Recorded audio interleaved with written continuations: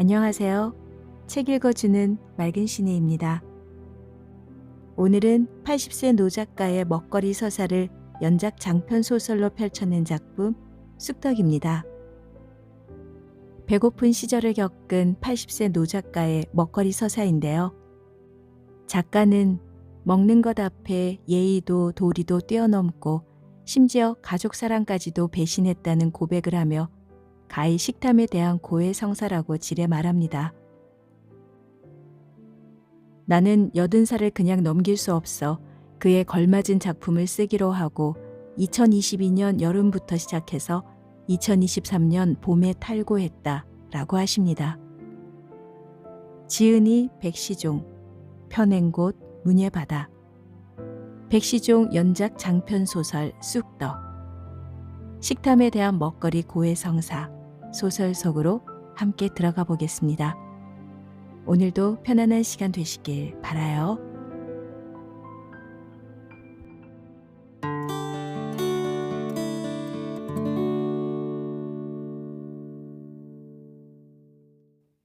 눈물과 함께 먹은 삼계탕. 깊은 새벽녘이었다. 나는 자다가 부스스 일어났다. 오줌보가 터질 것 같았다. 아니, 벌써 찔찔 지르는 중이었다. 하지만 아직 축축할 정도는 아니었다.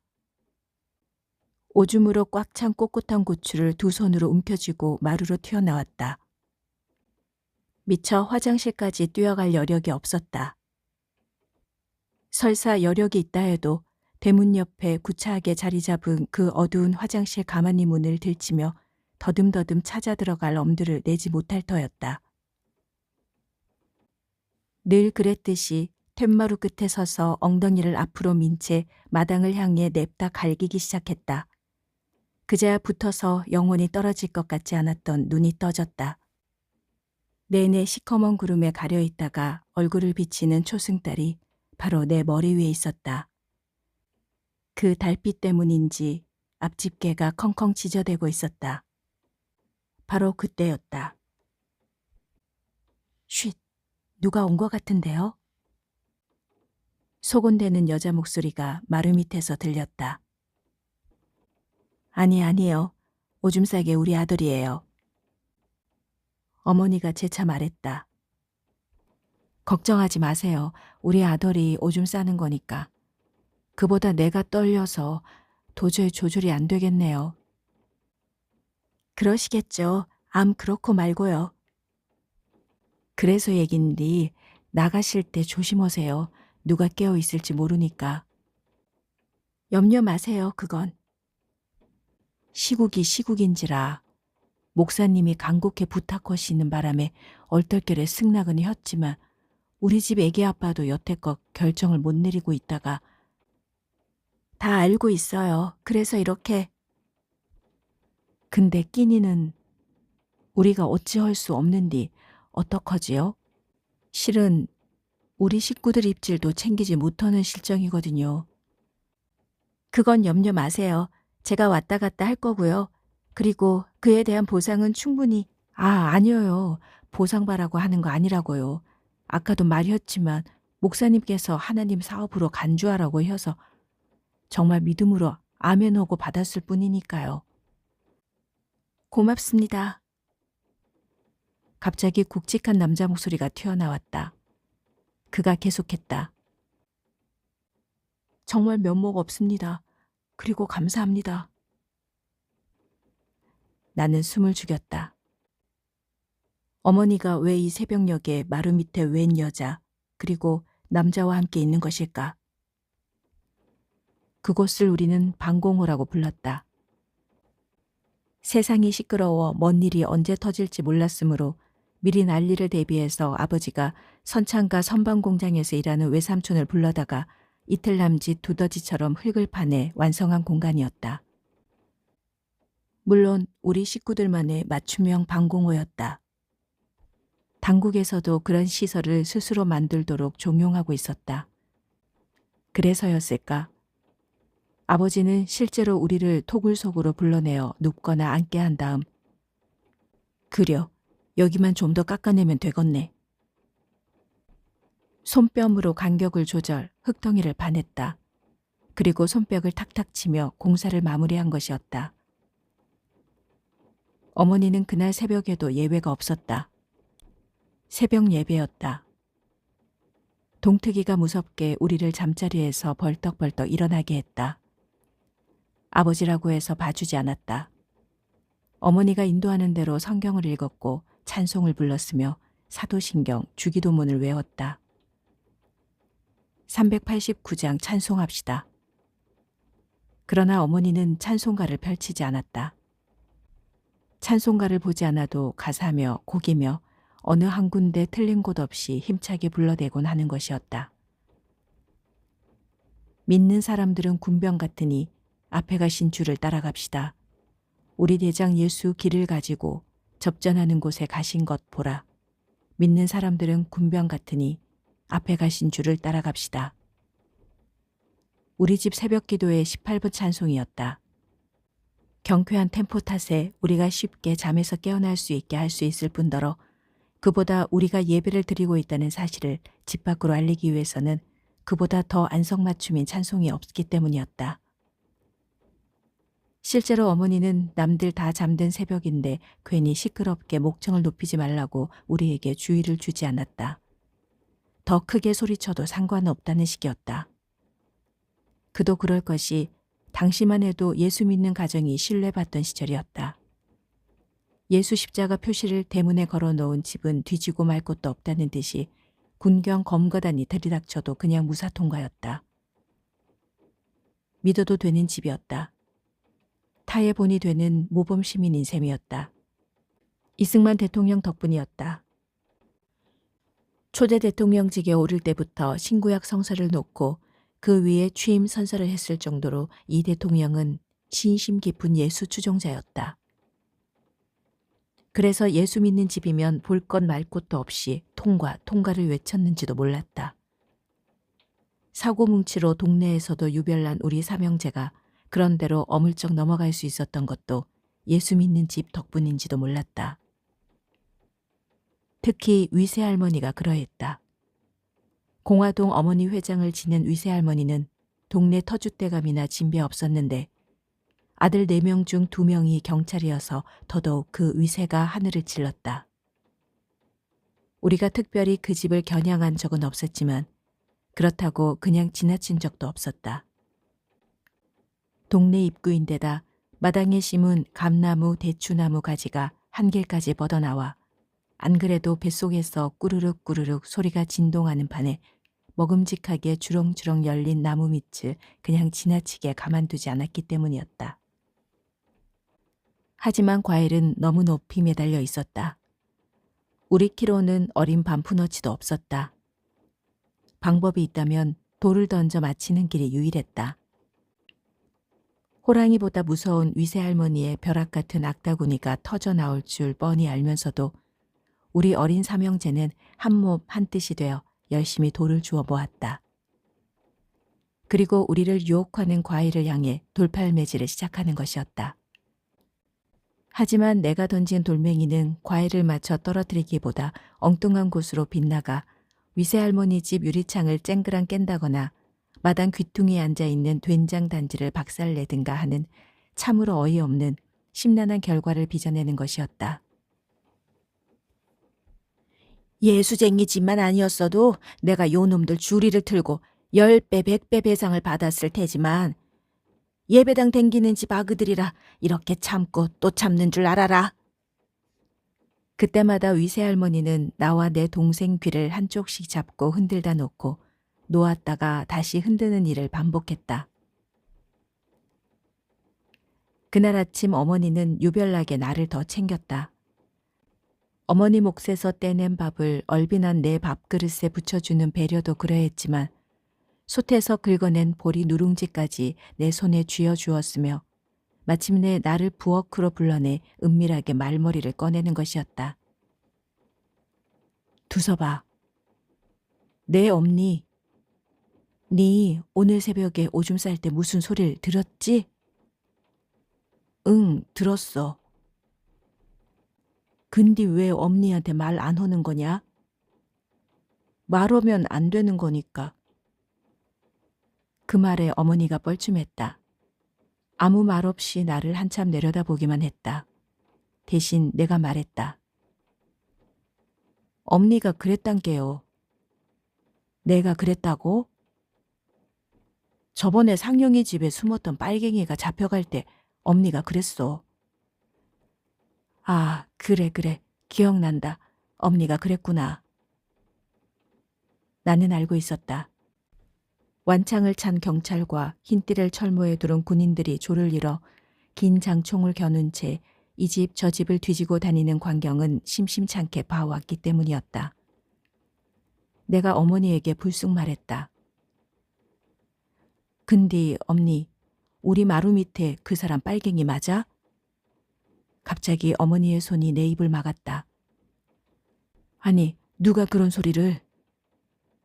상령이네 집 다락에 숨어 있었던 그 사람도 빨갱이였잖아.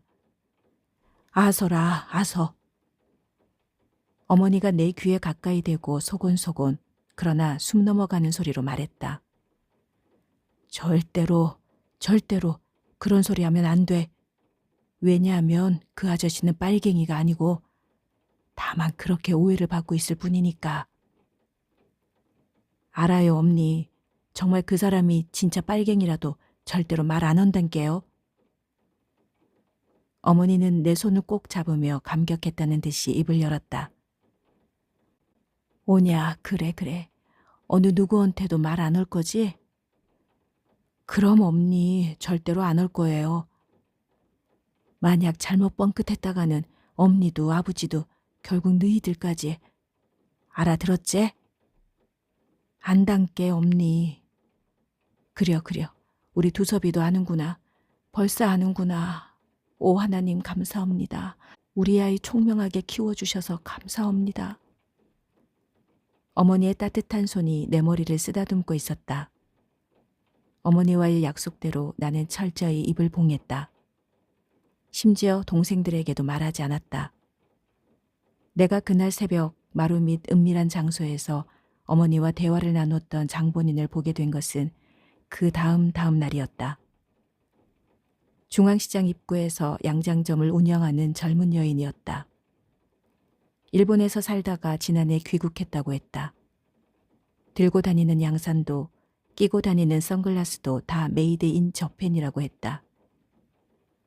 그래서일까? 당시만 해도 립스틱이 귀에 외출할 때만 사용하는 게 상식이었는데도 그녀는 언제 어디서나 입술을 빨갛게 칠하고 다니는 멋쟁이 중에 멋쟁이였다. 즐겨 입는 옷도 그랬다. 당시는 혼전의 젊은 처자들이라고 해서 특별히 멋을 부리던 때가 아니었다. 검정 치마 흰 저고리가 대세였다. 멋쟁이라고 해야 꽃무늬 원피스가 고작이었는데 그녀는 굽 높은 하이힐에 투피스 차림일 때가 많았다. 오죽하면 지나던 청년들이 휙휙 입안에 손가락을 넣어 휘파람을 불었을까. 청년들이 그렇게 야지를 놓으면 5학년, 6학년짜리 형들도 화답이라도 하는 듯이 얼레리 꼴레리 를 열창하는 것이었다. 육감적인 걸음걸이뿐 아니었다. 그녀가 저만 치서 걸어오는데 벌써 코끝이 쌓은 향수 냄새가 진동할 정도였다. 우리는 그녀를 향수 아줌마로 호칭했다. 그녀가 그냥 우리 집을 방문했을 때 보자기로 싼 찬압을 들고 있었다. 마루 밑에 숨어있는 그 남자가 먹을 음식이라는 걸 아는 사람은 나와 어머니 단 2사람뿐이었다. 2살 아래 동생은 5살이었고 이제 제법 걷기 시작한 막내는 돌 넘긴 3살짜리인 터라 설사 그런 비밀을 말한다고 해서 크게 문제될 것도 없었다. 그래도 어머니와 나는 철저히 입을 봉했고 동생들이 방공호로 가는 길목을 함부로 기웃거리지 못하도록 사전에 차단하곤 했다. 마루 밑으로 기어 들어갈 수 있게 만든 출구는 쌀독 받침용 판자 얼개로 막았고 그 얼개를 열고 들어서면 어른 한 사람이 간신히 출입할 수 있는 크기의 구멍이 뚫렸는데 그 구멍 끝에 골방 같은 공간이 방공호인 셈이었다. 어머니가 아무리 아니라고 해도 빨갱이임이 틀림없는 그 키 큰 아저씨가 그 속에 숨어 있었다. 향수 아줌마가 놓고 간 음식은 그대로 마루 밑으로 전달되었는데 그 심부름은 전적으로 내 담당이었다.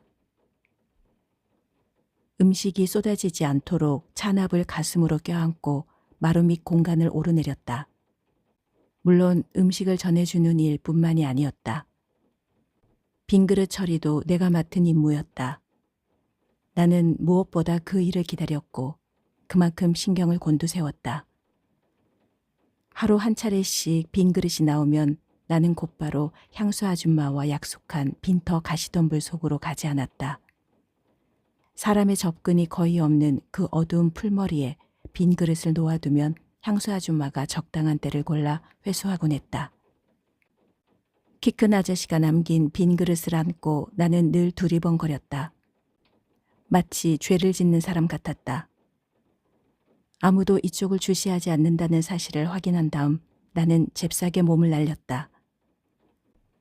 어머니가 심어놓은 박넝쿨이 지붕을 향해 올라갔고 그 중간에 공간이 있었는데 무성한 박잎으로 하늘이 보이지 않았다. 나는 그곳에 웅크리고 앉아 키 큰 사내가 남긴 빈 그릇을 열었고 그가 남겨놓았을지도 모르는 음식을 겨냥했다. 그래도 처음 며칠은 밥도 절반쯤 남겼고 멸치볶음이며 감자볶음이며 심지어 고등어 구이는 손도 대지 않을 때가 종종 있었다. 아싸라비아, 오 하나님 감사합니다. 나는 그 순간이 그처럼 행복할 수 없었다. 아, 축복이란 바로 이런 것이구나. 나는 중얼거렸다.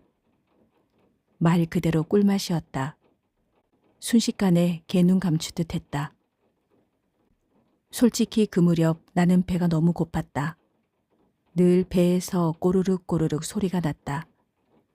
한데도 제대로 끼니를 챙겨 먹는 날이 일주일에 하루쯤이 될까. 점심은 아예 없었고 아침은 멀건 죽이고 저녁은 꽁보리밥이 고작이었다.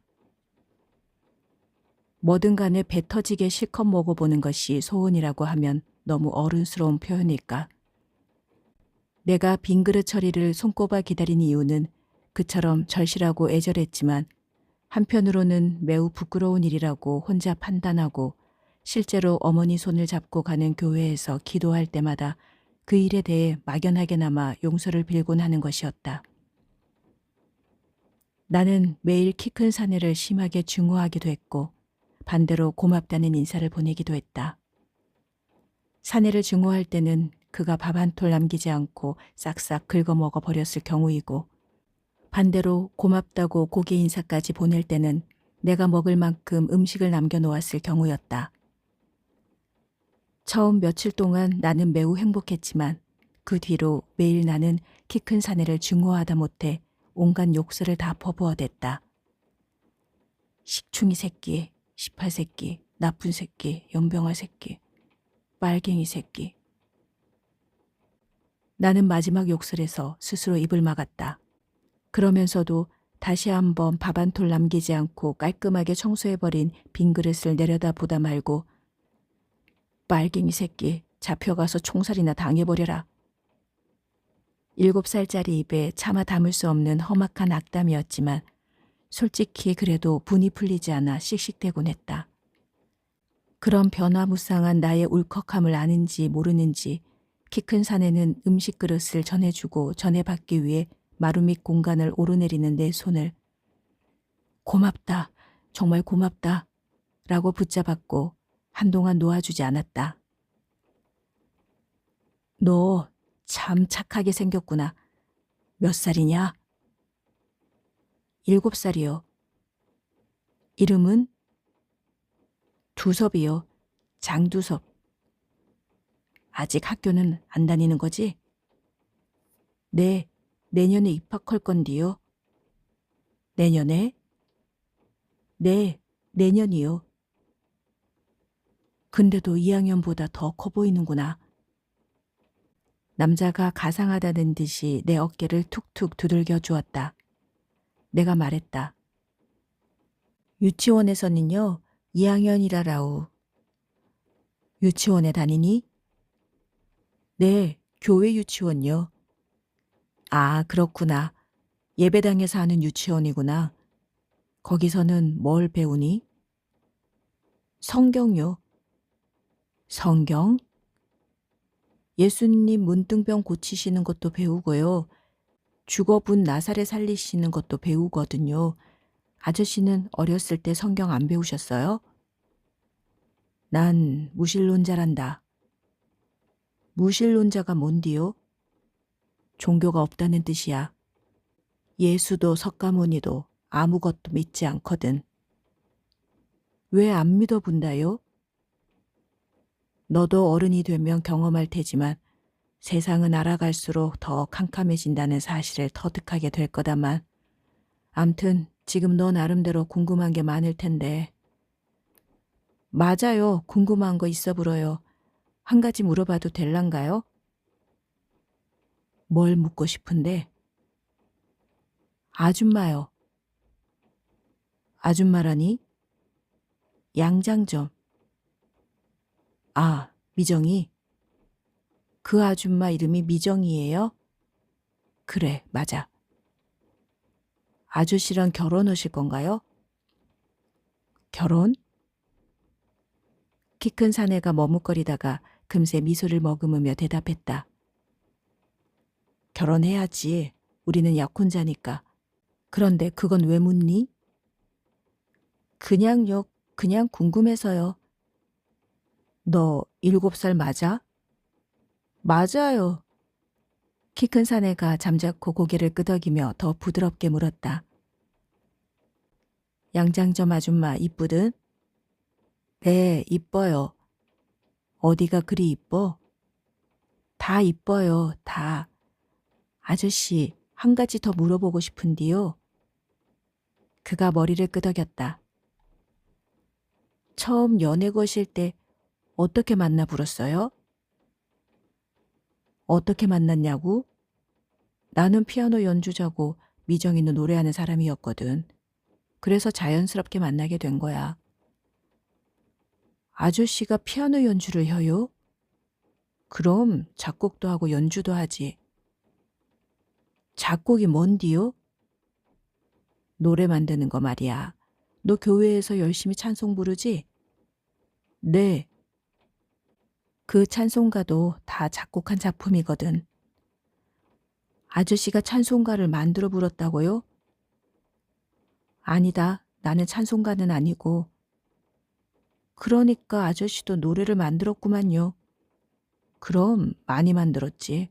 지금도 만들고 있고. 무슨 노래를 만드셨는디요?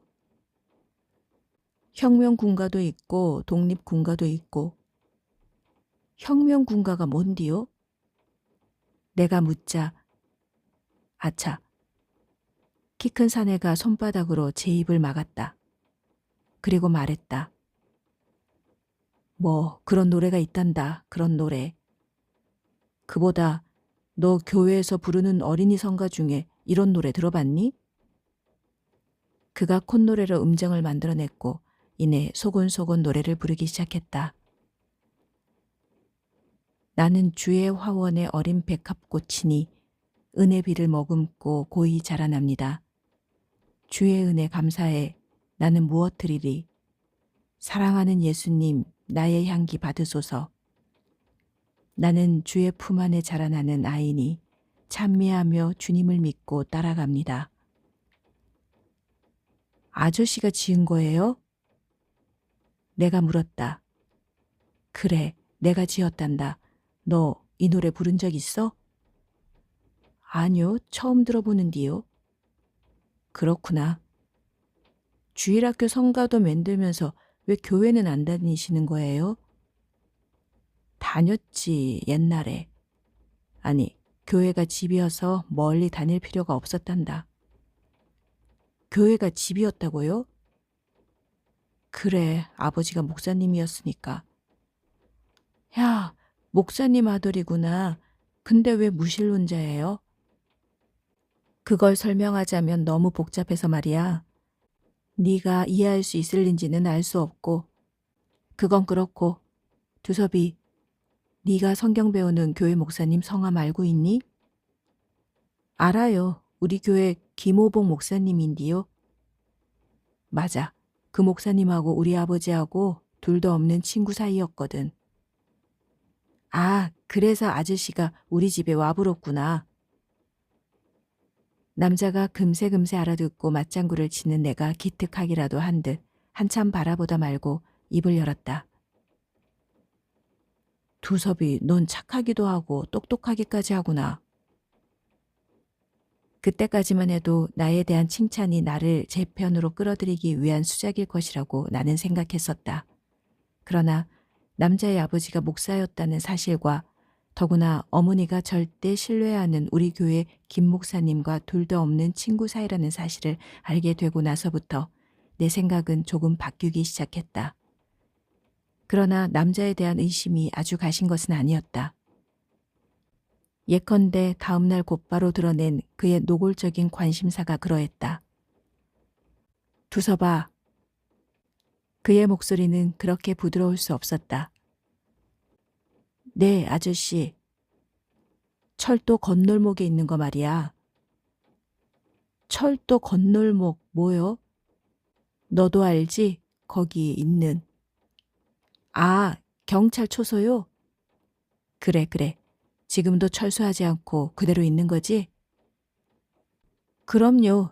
지나다니는 빨갱이들을 체포해야 된게요. 빨갱이라는 내 말에 남자의 눈꺼풀이 실룩 경련을 이루는 것을 나는 분명 보았다. 내가 물었다. 근디 왜요? 아니다, 아니다. 그가 고개를 절레절레 흔들고 나서 생각났다는 듯이 입을 열었다.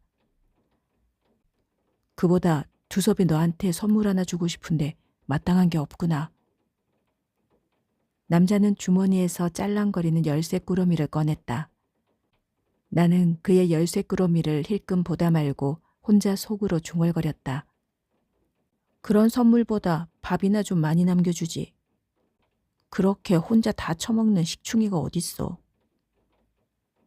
그런데 그게 아니었다. 그가 열쇠 꾸러미를 젖히고 그 중에 작은 주황색 주머니 칼을 고리에서 떼어냈을 때 갑자기 내 마음이 들뜨기 시작하는 것이었다. 그렇게 예쁘고 앙증맞을 수가 없었다. 옛다. 이거라도 가져라. 그래도 이건 스위스제 쌍둥이표 칼이란다. 아주 귀한 거야. 그러니까 연필 깎을 때만 쓰고 잘 간수하거라. 정말 최고의 칼이었다. 무엇보다 내가 좋아하는 주황색 손잡이에서 빛이 핑그르르 도울 정도로 쌍둥이 칼은 윤기가 좔좔 흐르는 물건이었다. 그것을 받아 내 호주머니에 집어넣고 나니까 갑자기 그가 나쁜 사람으로 보이지 않았고 식충이 같지도 않았고 골치 아픈 사람 같지도 않았다. 사실 나는 빨갱이라고 점직을 만한 어떤 표시도 그에게서 찾을 수 없었다. 더구나 나와 친해지려고 애쓰는 모습도 내 손에 쌍둥이 칼을 쥐어준 것도 빨갱이들이 흔히 하는 수작이라고 함부로 처단할 일이 아니었다. 그 무렵 우리가 놀이터에 모였다 하면 전쟁놀이였다. 막대총을 겨누고 탕탕탕 소리를 냈고 총에 맞으면 핑그르르 돌아 땅바닥에 쓰러지며 죽는 신용도 해야 했다. 야, 빨갱이 한 마리 잡아불었다. 소리치면 조심해라. 빨갱이는 언제 살아나볼지 모른게 확인사살부터 허라고. 나이 먹은 아이들이 우리 조무래기들에게 명령했다. 우리는 입으로 탕탕탕 총소리를 냈고 땅바닥에 드러누웠던 아이가 2번, 3번 몸을 꿈틀거려 총 맞은 신용을 리얼하게 재현했다. 작전 성공! 대한민국 만세! 우리는 환호성을 질렀다. 모였다 하면 매번 그러했다. 어른들 중 누군가가 그렇게 훈련시키는 것도 아닌데 대장아이가 구령대 위에 서서 우리 조무래기들에게 엄중한 목소리로 훈시까지 하는 것이었다. 수고했다. 앞으로 빨갱이를 발견했다 하면 즉시 신고부터 하고 곧바로 사격 자세를 취해본다. 알겠나? 네, 알겠습니다. 빨갱이가 더 이상 이 땅에 발붙이지 못하도록 철통 같은 방어망을 구축한다. 우리도 더 목청을 높여 복창했다. 구축한다. 그러한 소탕전은 우리 동네 아이들만 하는 게 아니었다. 어른들도 실제 소탕전을 벌이고 있었다. 뒤늦게 시가지를 탈환한 군인들과 갯벌 위를 기는 털개처럼 뿔뿔이 흩어졌던 경찰들이 속속 제자리를 찾아 앉으면서 곧바로 군경합동 소탕전이 이루어진 것이었다. 그날 새벽 제주도로 가는 군함회의 승선을 거부하고 총부리를 경찰서로 돌려 급습했던 군인들도 대한민국 육군 신분이고 그들을 붙잡기 위해 긴급 파병한 토벌대 또한 자랑스러운 대한민국 육군 소속이었다. 인민을 해방시켜 살기 좋은 낙원을 만들겠노라고 호언장담했던 14연대 병사들은 겁도 없이 수많은 경찰을 처형했고 그 가족까지 찾아 사살한 다음 시청 곡물창고 문을 활짝 열어 누구나 양식을 퍼가도록 개방했지만 빈 자루를 뒤쪽으로 숨겨들고 긴가민가 눈치 보느라 함부로 달려들지 못한 주민이 대다수였다. 참말 공짜로 양식을 퍼가도 되는 건가? 배급표가 따로 있다면 몰라도 잘못했다가 나중에 덤터기 쓰는 게 아닌지 몰라. 아무래도 아닌 것 같아. 그래 어디까지나 규칙이 있고 규범이 있고 법이 있는디. 사람들은 서로 눈치 보느라 쉽게 창고 속으로 뛰어들지 못했다. 인민을 해방시키겠다던 병사들이 시내 요지요지를 오래 지키지 않고 곧바로 열차를 타고 순천으로 지리산으로 옮겨가 버려서 더욱 그러했다. 그래도 남아있는 병사가 많다는 소문이 돌았다. 그들이 모종의 작전을 수행하기 위해 기회를 엿보고 있다는 확인되지 않는 정보가 입에서 입으로 전해졌다. 우리가 빨갱이라고 부르는 그 장본인들이 바로 그 잔당인 셈이다.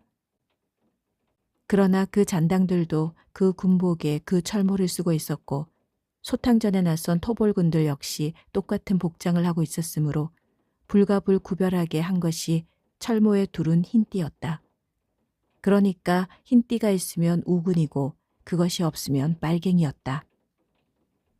철모에 흰띠를 두른 토벌군은 고개만 들면 어디서나 쉽게 찾을 수 있었지만 그것이 없는 반란군은 눈을 씻고 봐도 없었다. 설사 그들이 거리를 활보한다 해도 군복을 그대로 걸치고 있을 리 만무했다. 진즉 벗어던지고 사복으로 갈아입었을 터였다. 그리고 며칠 전 경찰이 그랬던 것처럼 순식간에 몸을 숨겨버려서 그 자태를 찾기 어려운 터였다. 따지고 보면 토벌군과 반란군을 구별하기는 어차피 불가능했다. 그 사람이 그 사람이기 때문이었다. 토벌군들이 시가지를 탈환하기 위해 대규모 작전을 수행했을 때 그것을 방어하려고 총 들고 싸운 사람 역시 그곳에서 태어나 그곳에서 자란 청년들이었고 그들을 제압하겠다고 총 들고 나선 병사 또한 똑같이 그곳 출신 젊은 청년인 탓이었다. 다만 한쪽은 군 병사를 지원, 군복을 입은 청년들이고 다른 한쪽은 아직 때가 안 차 입대를 기다리던 같은 부류의 선후배 사이인 셈이었다. 토벌군은 기세가 등등했다. 아무나 붙잡아 도민증 검사를 하고 혹여 불응하는 사람은 카빈 개머리판으로 순식간에 피투성이를 만들어버렸다. 경찰도 마찬가지였다. 눈초리가 여간 매섭지 않았다. 여차하면 체포하여 포승줄에 묶었고 트럭에 태워 어디론가 실어가곤 했다. 그러다 보니 길거리에 행인이 보이지 않았다. 재수 없으면 죄도 없이 잡혀가서 신세 조진다는 소문 탓이었다. 우선 부모들이 자식들의 외출을 막았고 그럼에도 꼭 나들이 해야 할 경우는 토벌군이나 경찰이 알만한 인물과 함께 동행시키거나 여러 명이 한꺼번에 이동하거나 하는 편법을 썼다. 그날 아침 우리는 밥을 먹지 못했다. 양식을 구하러 섬에 간 아버지가 며칠째 소식이 없었고 빈솥에 푸성귀만 끓이며 아버지를 기다리던 어머니도 지쳤다는 듯이 자리에서 일어나지 않았다. 그렇다고 늘상 드리던 새벽 예배까지는 어머니가 건너뛰지 않았다. 그러나 그 어느 때보다 의욕이 넘치지 않았고 기력도 없었다. 동생이 꾸벅꾸벅 졸다가 그대로 엎드려 일어나지 않았는데도 본체 만체했다. 새벽 예배가 끝났지만 어머니는 부엌으로 나가지 않았고 동생처럼 그렇게 엎드린 채 옴짝하지 않았다. 어머니는 늘 그런 자세로 통성기도를 드리곤 했으므로 오늘도 그러려니 했는데 왜 그런지 아무런 소리도 내지 않는 것이었다. 기도도 하지 않으면서 왜 저러고 있는 거지? 내가 어머니 등에 손을 얹으며 조심스럽게 물었다. 엄니, 어디 아파요? 움찔하던 어머니가 고개를 돌려 나를 바라보았다. 어머니가 말했다. 그래, 조금 불편하구나. 어디가 아픈디? 외삼촌한테 가서 말할까요? 외삼촌은 뱃머리 철공소 직공이다. 어선들의 고장난 엔진을 고치는 기술자 밑에서 보조로 일하고 있었다. 시다발이라고 불렸다. 아직 기술자 수준이 아니었으므로 월급은 없었고 대신 공장에서 자고 먹었다.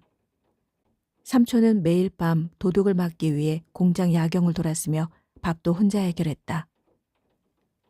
철공소 주인이 제공한 석유 골로로 냄비밥도 하고 생선찌개도 바글바글 끓여 먹었다. 철공소 주인이 일주일치 식량으로 쌀 1대와 보리쌀 2대를 주었는데 그때마다 어머니가 깡그리 빌려다 먹고 제때 갚지 못해 쫄쫄 굶기를 밥 먹듯 했다. 양식을 구하러 일가 친척이 사는 섬에 들어간 아버지가 아직까지 소식이 없었기 때문이었다. 엄니, 삼촌 모시고 올까요? 내가 말했다. 아니다, 아니다. 어머니가 손까지 위저으며 강조했다. 그러면 안 된다. 삼촌도 우리 때문에 얼마나 힘들겠냐. 그게 아니고 너 부엌에 가서 어제 묵다 남은 시래기죽 말이다. 그거 퍼다가 동생들이랑 나눠 묵어라. 어제 묵던 거요? 그래, 어제 묵던 죽 말이다. 죽이 아니라 그냥 국인디요? 허긴 쌀 한 톨 안 들어갔으니 죽이라고 할 수 없겠구나. 그래도 고맙다고 묵어야 된다. 주님이 주신 일용할 양식인께 더구나 된장을 풀었잖냐. 된장은 좋은 것인께. 근디 엄니. 그려 말혀라. 우리는 언제 밥해 묵어요? 밥? 네, 밥이요. 어머니가 갑자기 목이 콱 막힌다는 듯 닫았던 입을 간신히 열었다. 너그 아버지가 어제는 오실 줄 알았는디. 허기는 객선도 끊겨버려서 양식은 구했더라도 배편이 있어야 운신을 혀도 헐 것인디. 두서봐. 네, 엄니. 엄니도 너무 안타깝다. 미칠 지경이다. 주님께서는 시련도 축복이라 하셨지만 이건 아무래도 아닌 것 같구나. 그날 점심때쯤이던가. 그때까지 아버지에게서는 소식이 없었고 우리는 여전히 굶고 있었으며 어머니도 며칠째 빈속이어서인지 기진맥진 드러누워 있는 자세였다. 그래도 어머니는 내가 대접 가득 떠온 우물물을 찔끔찔끔 마시고 있었다. 바로 그때 위세 할머니가 문을 빼꼼 열고 들어섰다. 우리는 질겁했다. 귀를 잡고 흔들던 무서운 할머니이기 때문이었다. 아그엄니 있수? 어머니는 화들짝 일어섰다. 네, 여기 있어요. 웬일이세요? 중앙시장 양잠점 천에 있지? 네, 네. 그 천에 그쪽으로 이사가기 전까지 우리 집에서 잠시 새 산 것 알지? 알지요, 알고 말고요. 그 천에가 유명한 성악가라는 사실 애기 엄니도 안 가? 유명한 성악가요? 저는 디자이너로 알고 있는디. 양장점 디자이너는 학비 벌기 위해 배운 기술이고 성악 공부하느라 일본에 유학까지 갔다 왔다잖아. 이번에 반란 사건만 나지 않았어도 귀국 발표회를 준비하고 있었는데 에이 그만. 아, 그 얘기는 얼핏 들었던 것 같네요. 우리 교회 목사님한테서. 아참, 그 천에도 예수쟁이라 하더라. 예수쟁이라서 그런지 여간 싹싹하지 않아. 꼭 달러를 터득한단 말이야. 오늘 시장 가는 길에 들렀더니 이거 이 집에 가져다 주라고 심부름을 시키네. 뭐 음식인가 봐. 미역국인가? 아마 그럴 거예요. 어머니가 서둘러 말을 이었다. 별식을 만들면 나눠 먹자고 꼭 보내주고는 하거든요. 시국이 시국인지라 얼마나 각박한 세상인디 마음 씀씀이가 그리 착한지 모르겠네. 그러게요. 할머니가 보자기에 싼 냄비 음식을 어머니에게 전달하고 툇마루에 걸터 앉았다. 아그아베는 안 보이네. 양식 구하러 섬에 갔는디 영 소식이 없네요. 섬에 갔다고? 네, 일가 친척이 사는 섬이요. 허기엔 섬도 워낙 많으니까. 근데 어디더라? 그 섬으로 숨어 들어간 빨갱이를 수색하느라 군함이 다 동원되었다네. 섬에다 한포 사격을 퍼부어서 불바다가 됐다는구먼. 설마 그 섬은 아니겠지? 물론 아닐 거예요. 어머니가 머리까지 심하게 흔들며 고조된 목소리로 말했다. 절대로 아닐 거라고요. 그럼 아니어야지. 나도 그러기를 바란다니까. 할머니는 즐기듯이 계속했다. 그런데 아그 없니? 네, 할머니. 그런 일이 섬에서만 일어나지 않는 모양이야. 그게 무슨 말씀이세요? 어머니가 물었다. 인혁은 못 들었어? 뭘 말해요? 이승만 박사 라디오 특별 담화 말이요. 우리 집에는 라디오가 없어서 반장 집에 다 모여서 들었는데 아그 엄니는 안 보이더만. 보시다시피 아이들 수발 드느라. 그려, 이 집 아그들 소문났지. 누가 말리겠어? 어쨌거나 이 박사님이 말씀하셨잖요. 자유대항과 이념을 달리하는 자는 남녀노소를 막론하고 재판 없이 처형하라고. 남녀노소가 뭐여?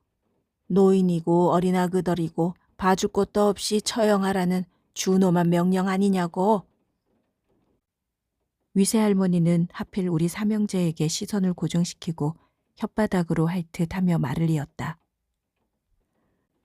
우리 아들 얘기 들으니까 오늘 오후부터 대대적으로 빨갱이 소탕 작전이 시작되는데 그것도 이 박사의 특별 담화 때문이라는 거요. 소탕 작전이라면 어머니는 벌써 얼굴색이 변하고 있었다. 백지장이었다. 그렇게 용을 쓴다고 썼는디도 할머니가 계속했다. 아직도 각 집에 박혀 꼭꼭 숨어있는 빨갱이들이 수두룩한가벼. 그것들을 잊었듯이 샅샅이 찾아내 요절을 내려고. 의심 가는 집은 모두 부르질러 버린다는구먼. 아마 빨갱이를 숨겨주고 있는 집은 속이 꺼멓게 탈 게야. 만약 그것이 들통이 나며 그 집도 요절이 날 테니까. 정말 죄 없는 아이들 목숨까지 요절 낼까요? 대통령 각하께서 그렇게 하라고 명령하셨잖아. 그란께 당연히 그래야지. 별 수 있단가? 아무렴. 그렇게 말하는 어머니의 표정은 너무나 천연덕스러웠다. 그러나 그 속에 어두운 그림자가 마치 끓는 죽의 기포처럼 부글부글 솟구치고 있다는 사실을 눈치챈 사람은 아마도 내가 유일한 터다. 위세 할머니가 일어서며 말했다. 이 집이야 뭐 확실하니까. 빨갱이라면 질색하는 예수쟁이 집 아니여. 할머니의 발소리가 들리지 않게 되었을 때까지 어머니는 멍하게 앉아 있었다. 나와 동생들의 시선은 한결같이 보자기 속에 들어있는 냄비에 가 있었다. 냄비에서 솔솔 삐져나오는 고소한 고깃국 냄새 탓이었다. 나는 꿀꺽 침도 삼켰다. 뱃속으로 넘어가는 침과 함께 꼬르륵 꼬르륵 소리가 진동을 했다. 엄니, 왜? 이게 무슨 냄새다요? 뭐라고? 고깃국 같으구만. 아서. 어머니가 도리질부터 했다. 그리고 동생들을 밖으로 내보낸 다음 두서봐. 네, 엄니. 이거 당장 내려다 드려라. 지금 바로. 그렇게 엄할 수 없는 명령이었다. 엄니. 내가 작심하고 말했다. 아까 할매가 우리 묵으라고 들고 온 것 같은디. 그게 무슨 소리냐? 무슨 소리냐고. 금방 그랬는디. 뜨거울 때 묵으라고. 스스로 느끼기에도 나는 그토록 애절할 수 없었다. 배가 고파 죽겠다고 나는 두 손으로 아랫배를 쓰다듬고 있었다. 그럼에도 어머니는 가차 없었다. 아랫입술을 깨물고 나를 봤다. 그리고 고개를 저었다. 절대로 용납할 생각이 없다는 뜻이었다. 어머니가 눈으로 지시했다. 어서 못 가니? 어쩔 수 없는 일이었다. 어머니를 거역할 만큼 나는 배짱이 크지 않았다. 키 큰 사내는 잠들어 있었다. 조심조심 정해진 자리에 고소한 냄새 진동하는 냄비를 얹어 놓았다. 그리고 그를 깨울까 하다가 그만두었다. 생각 같아서는 위세 부리는 할머니에게서 들은 소탕 작전을 그대로 전하고 싶었지만 나는 어머니처럼 아서라고 고개를 저으며 과감히 절제했다. 배고픔을 잠시라도 잊을 방법은 또래 아이들을 만나는 일이었다. 나는 그 길로 집을 빠져나왔다. 우리들의 놀이터인 철길 건너로 향했다. 바로 그때 성능 좋은 마이크를 설치한 방송용 지프가 철길을 막 건너고 있었다. 흰띠 두른 철모 쓴 군인들과 경찰이 지프를 가득 채우고 있었다. 그중 한 명이 마이크를 입술에 바짝 대고 뭔가를 말하고 있었다. 지프 가까이서는 윙윙 됐지만 스피커를 통해 퍼져나가는 소리는 무척이나 강렬했다. 쩡쩡 울려 퍼지고 있었다. 친애하는 공화동 관문동 시민들에게 알립니다.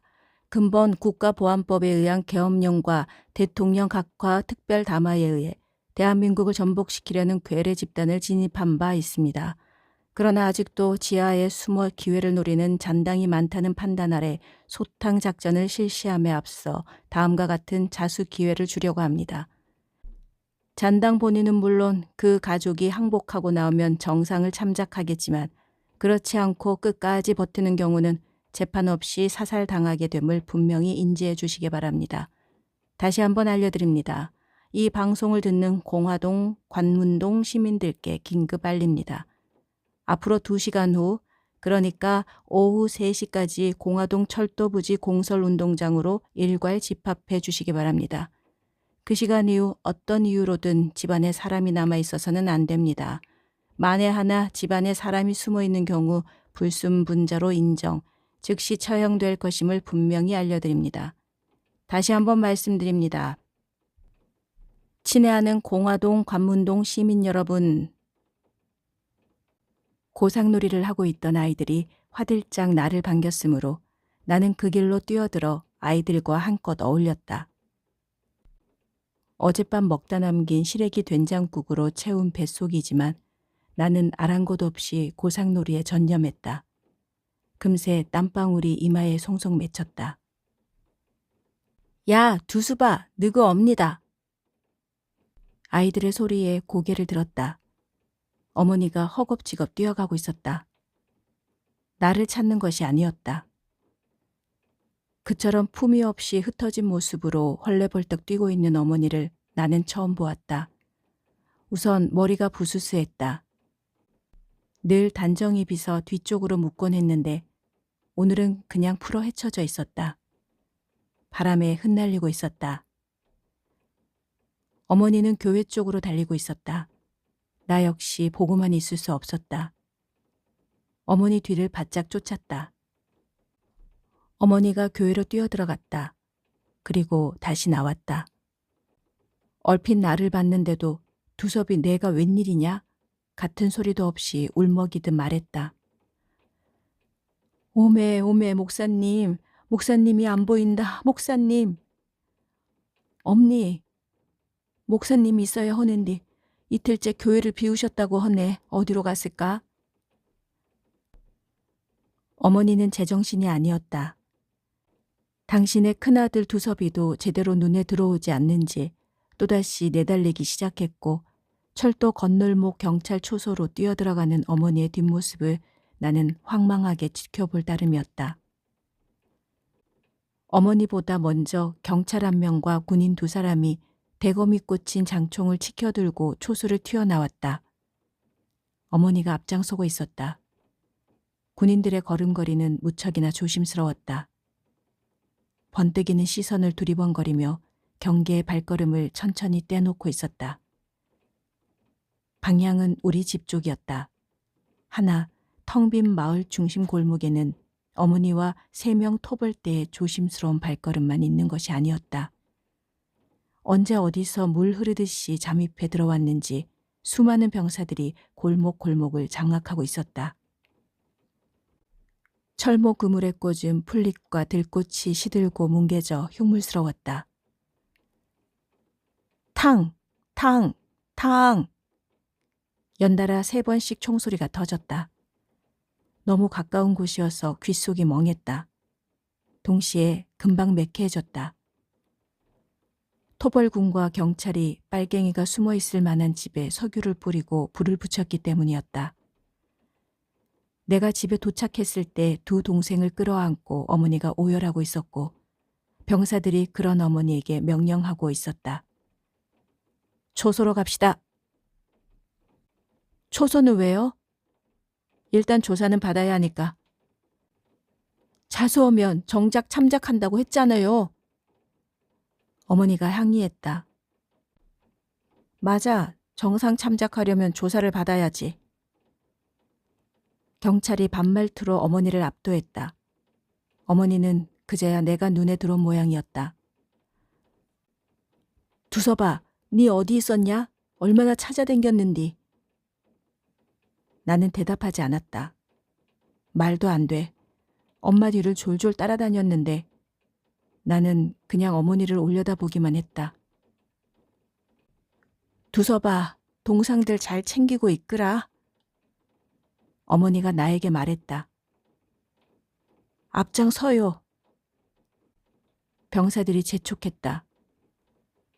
어머니가 어쩔 수 없다는 듯 대문을 나서자 2 동생이 엄니, 어머니 발악하듯 울음보를 터뜨리고 어머니를 뒤따랐다. 어머니가 나를 돌아보며 두서봐, 아그들 못 쫓아오게 붙잡아라, 어서. 그러나 나는 어머니 말을 귀담아 듣지 않았고 어머니를 따라 나서는 동생들을 붙잡을 생각은 더더구나 하지 않았다. 나의 관심사는 오로지 키 큰 사내뿐이었다. 우리 집 방공호에 숨어 있었던 노래 만드는 아저씨. 나에게 뭔가 주고 싶은데 이것밖에 없구나. 주황색 작은 쌍둥이 칼을 내 손에 쥐어주며 보기 좋은 미소를 짓던. 그때 내 눈에 들어온 것은 너무나 선명한 선홍빛 핏자국이었다. 피가 뚝뚝 떨어지다 못해 어느 한 곳에는 쏟아놓은 듯 피범벅이 되어 있었다. 대문 앞에서 자국이 끝나는 걸로 보아 총에 맞은 키 큰 사내를 그쯤에서 미리 대기해 있던 군용차에 짐짝처럼 싣고 어디론가로 사라져버린 것 같다.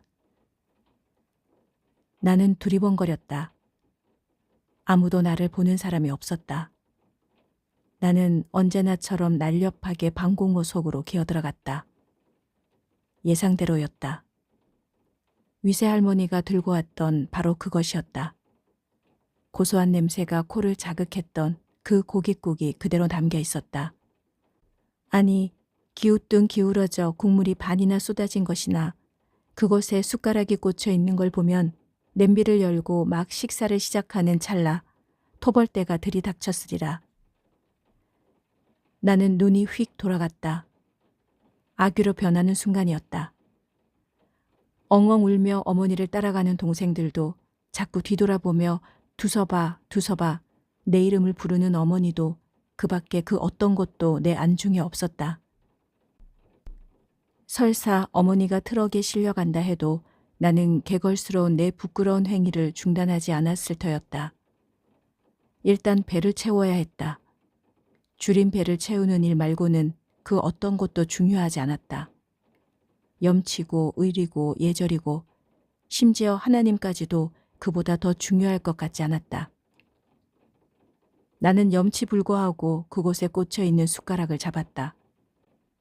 출구가 활짝 열렸으므로 한 줄기 들어온 햇빛이 국물을 비추고 있었는데 키 큰 산의 몸에서 떨어진 듯 싶은 핏방울이 국물 속에 누워있는 흰 살코기를 설빔이라도 입힌 듯 붉게 물들이고 있었다. 그 국물의 정체가 삼계탕이라는 사실을 내가 알게 된 것은 세월이 한참 지난 중학교 졸업반 여름이었다. 몸이 많이 수척해졌다는 이유로 아버지가 데려간 곳이 유명 삼계탕 집이었고 그곳에서 그날 내가 꺼이꺼이 울면서 혼자 뜯어 삼켰던 피 묻은 그 고기가 닭고기였으며 그리고 특유의 맛으로 기억되는 대추며 밤이며 인삼이며 마늘종이며 찹쌀밥 따위가 그 부산물이란 사실을 나는 뒤늦게 알게 된 것이다. 그날 나는 삼계탕 냄비를 통째 두 손으로 껴안은 채 후적후적 소리를 내며 마구잡이로 퍼먹었다. 세상에서 가장 비열하고 치사하고 욕심스러운 한마기 악귀 그 자체였다.